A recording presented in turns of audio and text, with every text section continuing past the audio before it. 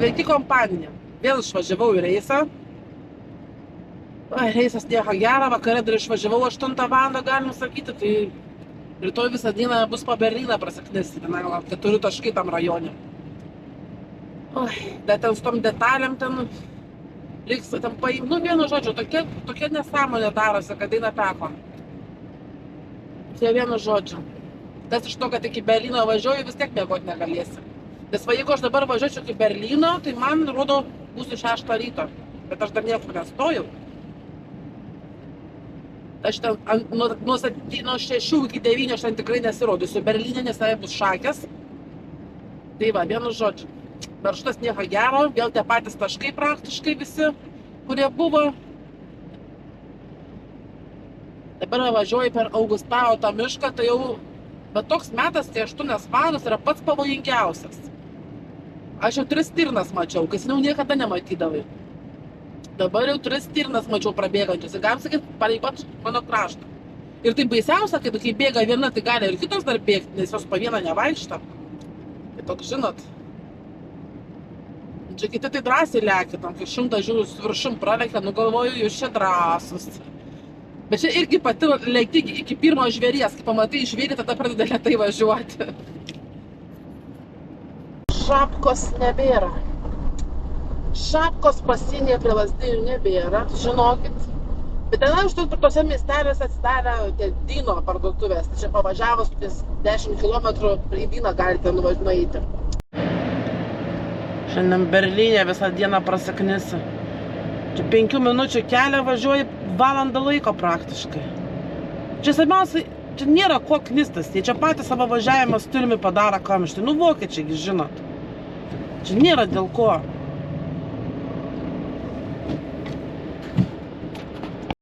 Šalia medžiai gal tenam fone.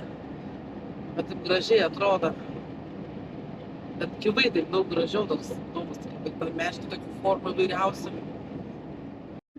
Gal pafilmuoti jums vokiečių kaimuko.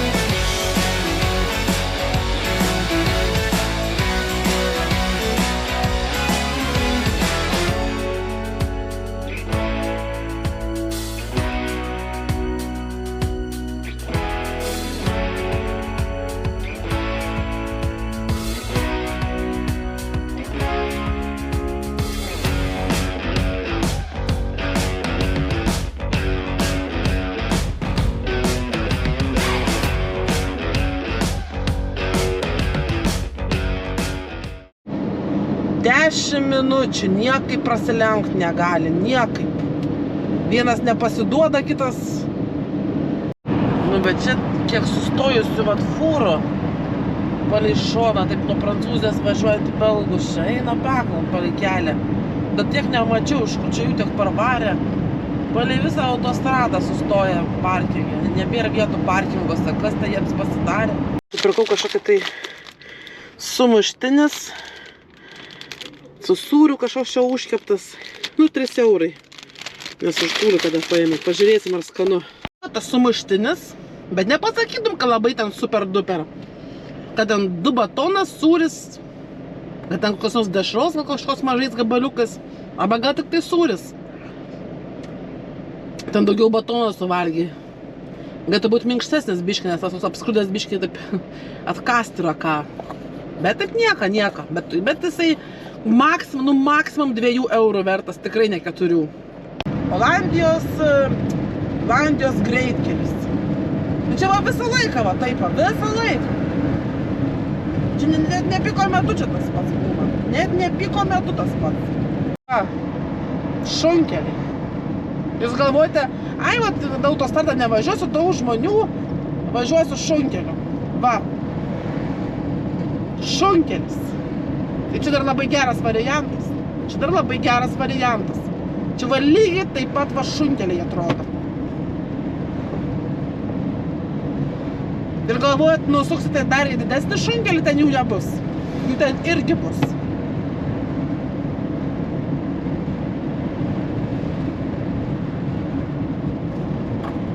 Burgerių gamintojai. Nu, ne burgerių, tų vraperių. Čia va nusiperki ir atrodo, va, čia nais va, nu, didelis burgeris, tasai vraperis toksai, žinai, nu, pavalgysi viskas, žinai. Bet atplėši va šitą vidurinę juostelę. Matome, kad iš vieno burgerio tampa 2. Iš to vieno vraperio 2. Gerai apgaudinėja, nu. Lūkas. Ir visi stovintis čia. Matas jau išlipė iš mašinų. Tai čia bus rytoj link. Bus ir mums tenai jaučia palei remontą.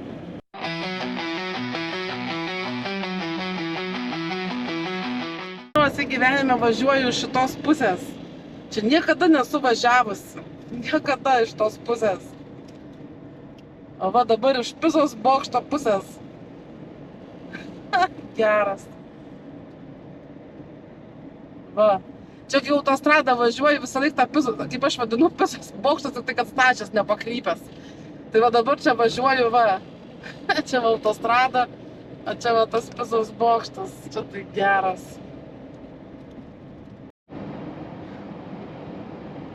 Aš jau nebežinau. Nu, neįsivaizduoju, ką filmuoti.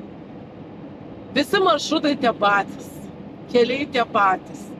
Situacijos tos pačios. Nu, tiesiog nebėra iš ko tą šūdą minkyti.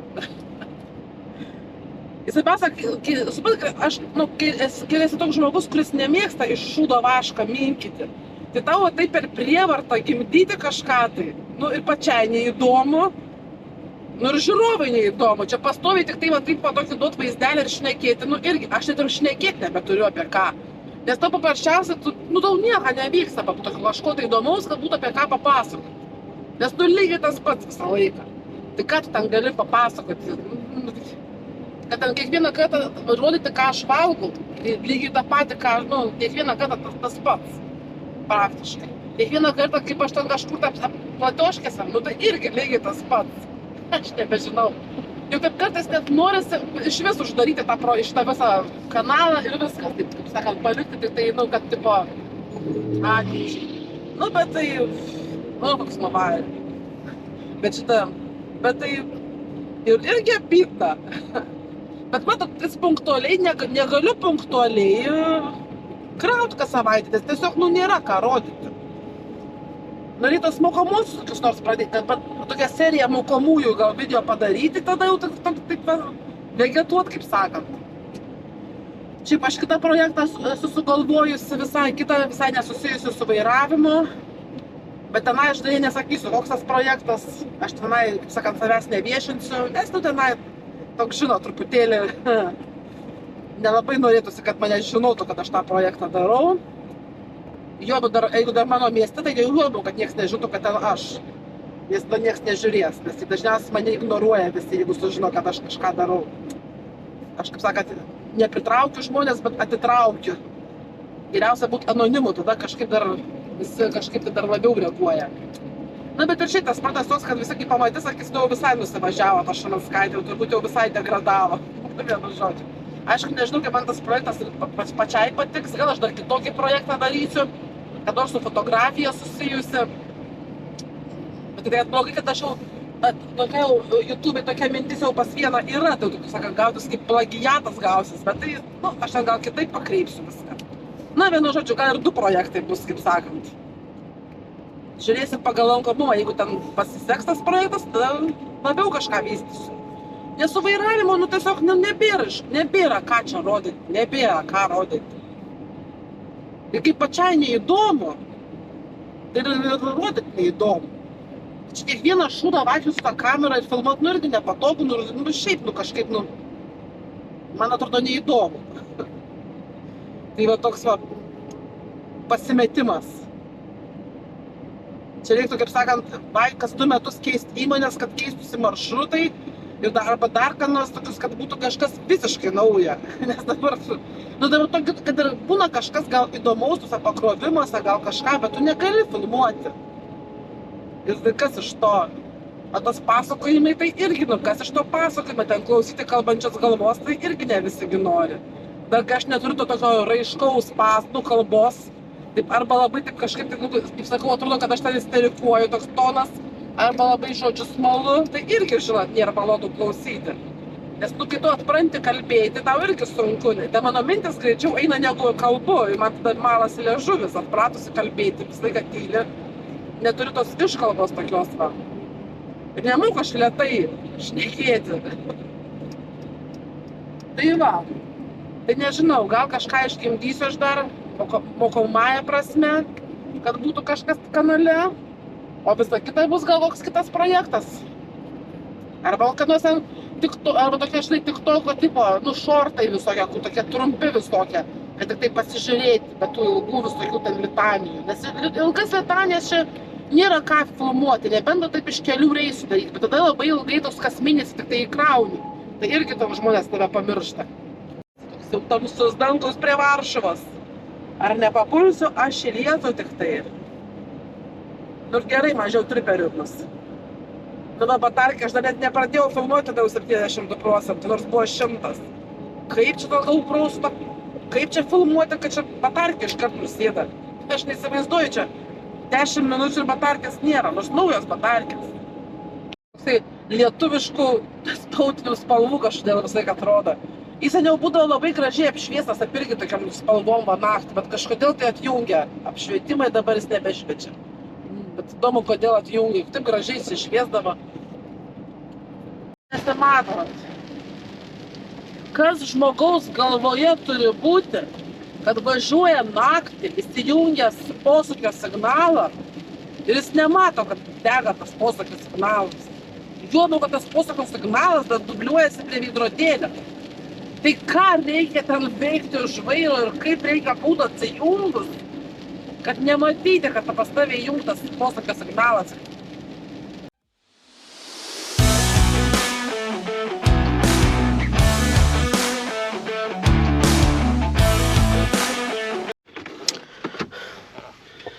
Aš visada galvoju, jau mano Mersas pats prasčiausias, nes pats ten visiška piguma, ten džiaugiasi, kad yra autopilotas ir viskas, daugiau jokių navarotų nėra. Net mago nėra normalaus to firminio. Tai gavau ir pats prasčiausias, bet žinokit, kiek aš dabar važinėjau su firmos mašinom, praktiškai visas esu išbandžiusi, net ir naujausią Mersą, kaip mano, tik tai naujesnis su visais pribumbasais, visgi mano Mersas geriausiai važiuoja. Geriausiai važiuoja. Nu čia, aišku, yra ir pripratimo reikalas. Na, bet vis tiek, pripratimo reikalas. Čia va Renuškė. Tai kol kas tokia nepatogiausia yra Renuškė man kažkodėl. Nu, aišku, čia nepatogi, bet išlipimas labai toks kažkoks tai, labai taip reikia spraustis iš po vairo. Pas mane tai ten patiškai iššokė iš tos mašinos, o čia jau turi spraustis. Duris ten pastoviai užsitrenkia pačias, ten pastoviai per kojas duoda. Toks, nu, čia kažkaip to pasidėjimo irgi taip labai kažko taip super duper nėra. Vienintelis va, Renuškiai, kas yra gerai, kas labai gerai yra, kur nesuprantu, kodėl nėra kitur, tai va šitas va staliukas. Čia va yra aukso išradimas. Ir Mersą lygiai taip pat galėtų padaryti ant vietos sočiai. Bet vienintelis va Renuškas, va tas va staliukas va. Šitie va yra. Čia yra pats geriausias dalykas, kokį yra sugalvoję. Dėl kurio aš vienintelio ko pavydžiu. Nu, visa kita čia, nežinau. Mersas man patogesnis dabar. Sėdinė čia irgi tokia per nugarą kala, bet čia gal reikia svorį nusistatyti. Čia svoris ne mano nustatytas, tai matyti dėl to taip kala man per nugarą. Mano tai nieko nereikia jokio svorio nustatyti ir labai patogiai. Nieko, nei nugaros skauda, jokių dabučių nejauti. Na, vienu žodžiu, tik tai, kad Renuškė gražiai atrodo tokia iš išorės. Tokia gražiai, mano, toks snukis mašinos gražus. Nu ir čia va tas va, aš nežinau, čia toks maža, tokia maža skylutė, aš nežinau, man atrodo, kad aš čia netilpčiau per tą skylę įlysti. Per vidų jinai didesnė atrodo, realiai tai čia, aš nežinau, čia aš turbūt pilvas man užstriktų. Bet aš ir nelipčiau, čia nenorėčiau laipėt. Tai vienu žodžiu. Nu ir kaip aš pyksiu, kai gaunu naują, kas nors pasiima mano mašiną, kad nors sulaužo. Tai aš irgi panašiai naują gavau mašiną, tai jau sugebėjau užlaidėlę nutraukti. Mane nužudys kažkas tai. Bet čia labai nepatogiai taip kabo, taip atsiknoja, ant jos sėdė netyčia ir užsėdė. Tai vienu žodžiu. Tai va, kai nauja mašina visai, kad neįprasta, taip sulaužė ką nors. Taip, važiuoju į Latviją. Išvažiuoju naktį, nevažiuosiu aš ten rytą. Nu, va, atstumas. Nematysite, čia nujaučiu naktį. Atstumas, kas 3 valandas važiuoti reikės. Nakvosiu vietoje, kad, kaip sakant, būčiau prie vietos, nereikėtų čia rytą tenai važiuoti. Tikiuosi paskui tuos seku, a ne šiaip paskui kažką važiuoju. Čia būtų topas. Sveiki, visai ne paskui tą. Aš nemačiau, kad čia būtent šitie.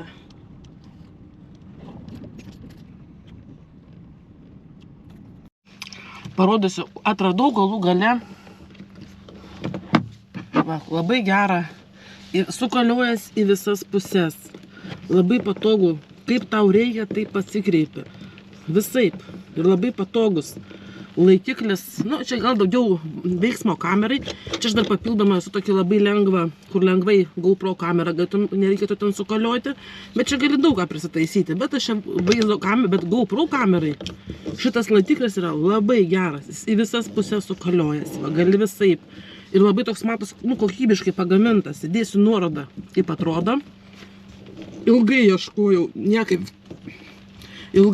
niekaip neradau. Tai tas netinka, tai tokia kokybė, tai sulūžta. Tai netaip sukasi. O čia labai gerai, va, tai prisitvirtina tvirtai. Visas va, toks va, viskas ir visaip gali visokiom formom, visokiom kryptim apsukti. Todėl įdėsiu nuorodą, čia iš AliExpreso pirkta kažkur apie 16 gal eurų. Tai paieškosit, parodysiu. Taip pat va, tava Ulanzi firma, va, Ulanzi. Yra labai gera, daug visokių gerų daro, tokių va, patogių prietaisų, aišku, brangoka, bet geri jų yra išradi visokie tenai prietaisai. Čia kelias tragedija. Čia ne radarus statykit, o kelius remontuokit. Čia baisu važiuoti, pavyzdžiui, lyja lietus, vien balos, duobės. Čia gali tave nuo kelio nusiviesti greitai, nelygumai visi ir balas. Čia baisu važiuoti. Bet ne, svarbu radarą pastatyti, svarbu radarą. O kad kelias prastas. Ne automobiliai, nu, techninė būklė kalta avarijos. Čia jau keliai tokie, kad čia baisu važiuoti, čia gali užnešti. O jeigu dar kas žiemą, pavyzdžiui, čia tai iš viso čia, kai slidu, čia dar baisiau. Nu, va, daleiskim, va, koks uždarbis, patarkim. Nu, va, dabar išvažiavau į Latviją. Darbą aš atsikėliau 4 ryto, galim sakyti, jeigu taip jau grubiai, 4 ryto. Ir va, namo aš grįžau 8 vakare. 8 vakare ir aš ištisai vairavau, ir tenai vairavau, dirbau. Ir va, paskaičiau, kad koks darbo dienos ilgumas. Ir jūs galvojate, aš ką nors uždirbau, aš tiksliai nežinau, kiek moka. Bet daleiskim, nu, spėju, kad į Latviją kaip dirbi, nu vis tiek, nu, 100 tikrai nemoka, čia be šansų. Nu, koks 70-80 eurų, manau, turėtų būti. Bet, ir atrodo, o čia liktai va nemažai, čia 70-80 eurų, čia va, nu, visai neblogai atrodo. Bet tik tai atrodo. Paskaičiuokime kūriniai. Man atvažiuoti iš Ukmergės į Kauną kainuoja 20 eurų. Nu, pirmin, o gal net ir pirmin tik tai 20, bet man da pirmin atgal gal. Čia reiktų tiksliau, bet tai nereiškia, 20 eurų kainuoja man atvažiuoti į darbą. Tau lieka jau 50. Per visą dieną tu dirbi, tu vis tiek nusipirksi kavos, atsigerti, sumuštinį, pavalgyti. Tai grubiai paimkime dar 20 eurų. Grubiai jau taip. Jau 40 eurų tu išleidai tuščiai, va taip. Tuščiai. Tau lieka 30 eurų. Tai dar vis tiek paskaičiuotume ten kas nors smulkes dar 10. Tai tu praktiškai visą tavo darbą, visą tą 16 valandų tu dirbai už 20 eurų tik tai. ne už 70 ar 80, tau realiai liko 20 eurų ir tai dar klausimas, ar liko.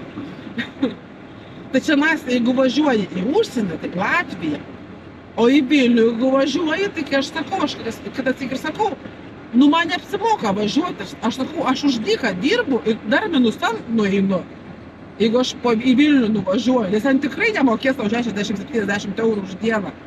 O tu ten, kad aš suprašau, kad tam atvažiuotum ir porą valandų čia jiems kažką padėtum, porą valandų, tai čia gali ir už dyką padėti.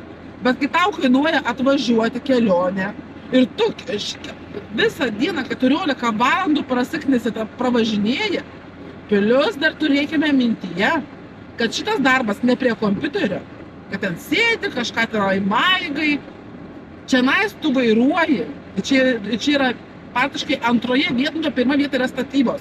Tai antroje vietoje, man atrodo, vis tiek eina, jau vis tiek transportas vis tiek skaitosi prie pavojingiausių tų darbų, tai draudimas brangiau kainuoja tau.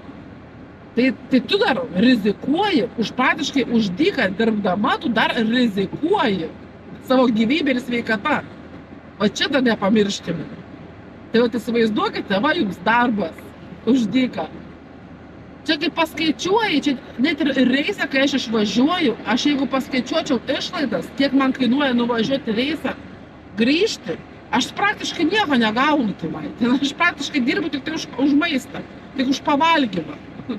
Nes tu tenai realiai, tu tenai neįsidedi to maisto, tu tenai nėra kada ten gamintis kažką ten tokio labai jau ten super duper, bet vis tiek tu turi užsipirkti kažką tai, nu vienu žodžiu. Čia tik tai iliuzija, kad kažką, nes tu vis tiek, tavo sąskaitoj pinigų nėra irgi, aš praktiškai gyvenu šią dieną praktiškai. Bet tai bus, nebus tų pinigų. Aišku, geriau negu kokioj tenai iš vis nieko negauti, bet